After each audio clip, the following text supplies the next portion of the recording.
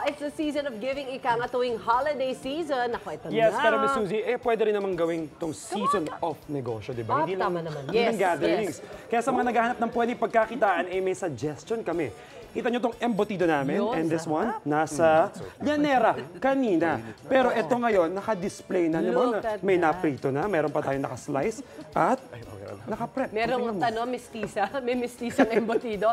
Ito ang meaty embutido del Llanera na kayang doblehin ang puhunan ninyo. Nakikinig na si Ate Sue, alam nyo naman, pera paraan. Negosyo. Sinimulan na yan agad. Chef, magkano ba ang puhunan na kinakailangan para dito? Good morning, Chef! Good morning, Chef! Good morning. Thank you for the tawid. A blessed morning, guys! A blessed morning sa inyong lahat dyan. At mukhang nag-e-enjoy kayo dyan sa patawid natin. And yes, it is definitely the most wonderful time of the year dahil perfect na perfect ang season na ito para kumita. Eto nga, ibibida natin sa inyo this morning ang isang malupit na negosyo. At syempre, pagkain kasi, pwede mong ipang regalo, pwede mong ipamigay, pwede mong ipang negosyo at syempre, panghain sa inyong Noche Buena. And of course, aalamin natin all about Embutido del Llanera. Makakasama natin this morning si Sir Josh Sanchez. Ayan, Sir Josh, a blessed morning sa'yo, sir. Good morning, Ito, napakagaling ng iyong idea. Paano ba na-conceptualize yung inyong negosyo na ito? Actually, kakastart lang po namin nung December 1. This month lang? Yes po. Tapos, Okay. very inspiring story po kasi ang nangyari. Bali po, nalaman po namin na itong secret recipe or recipe ng... ano to, family recipe? Yes, ng partner ko na si Ram. And nasa likod natin. Okay. Yes. So, Brother Ram pala, oh. yes po. So, bali yung lola niya po kasi is nagkaroon po ng pagkakataon na bigyan ng magandang or paborito ng husband niya na embutido. Embutido. So, parang pinerfect niya po talaga ito at ginawa po talaga niya na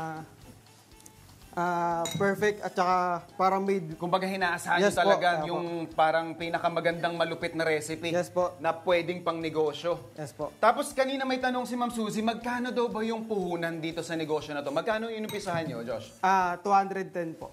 200? Yes po. Yung puhunan, Yung puhunan po is 3,000. 3,000 pesos. 210 po namin siya binibenta. Ayan mga kapuso, sa halagang 3,000 pesos, pwede na kayo mag-umpisa ng inyong sariling negosyo. At eto, I mean, the ingredients natin, very basic lang din yung mga, di ba nga sabi natin, may kanya-kanyang recipe tayo ng embutido. Yung sa kanila, pinerfect lang nila. At ito, minimix lang natin siya. Meron tayong ground meat dyan, may bacon, may hotdog. Ayan, meron tayong milk dito, meron ding pickled relish, and yung cheese. Yes po. I-mix lang din natin ito hanggang makuha natin Yes tong po, consistency tama na to. Alright. Sige nga, Diyos Papa. Tapos, anong next step natin dito? Bali, ang next step po natin is ilalagay na po natin siya sa Llanera. Sa Llanera, okay. So, sa 3,000 pesos na ibebenta nila lang 210, Yes po. maglalagay tayo, Diyos. Bali, mga kapuso, when you do the math, sa 3,000, mga ilang nagagawa natin doon? Mga ano po, bali 3,000 is 30 pieces po. 30 pieces. Yes po. So, mga dodoble. Yes po, So, bali. aabot ng 6,000 mahigit yung kikitain natin. Yes po, tama po. Dodoble Alright. po. Okay. So, ganun po kabilis, ganun katindi. Tapos, eto, kahit nagumpisa lang sila this December, sa ganda nga nung kinikita, tuloy-tuloy ang inyong orders, ano? Yes po, tama po. Ayan, oh. So, after po natin ma-mix, ilalagay lang natin doon sa kanilang Llanera na may plastic para mamaya madaling tanggalin. Well, tip lang din mga kapuso, pag sa inyo sa bahay, pwede nyong lagyan ng oil yan, i-grease natin. Yes, Tapos, yung nilalagay mong yield, ilang grams to, bale, Josh? Bali, approximately 350 po yung grams niya. 350 Yes po. grams. Okay. So, ito ilalagay lang natin. And then, of course, importante, matakpan natin, ano? Yes po. Kasi pag hindi nyo po tinakpan ito ng foil, papasukan ng tubig. Ayan. So, lalagay lang po natin yan. Tapos, gaano katagal ito niluluto, Josh? 45 minutes po na 45 i-steam siya. minutes. Yes po, Okay. tama. So, steamer. Ano-anong tools naman yung kailangan natin kung mag-uumpisa sila sa kanilang bahay? Simple lang po. Kung may mga steamer po kayo sa bahay nyo na pwede Kahit gamitin. maliliit lang na yes ano? po, kahit mga maliliit lang po. And Alright. then, also yung mga Llanera po na hindi po nagagamit sa bahay, pwede po natin siya. Tsaka marami yan sa palengke, no? Yes Kahit po, sa palengke, may makukuhanan Yes tayo po, ng Llanera. So yung mga kapuso, the ingredients, makukuha natin, mabibili natin kahit saan, very available. at accessible after 45 minutes.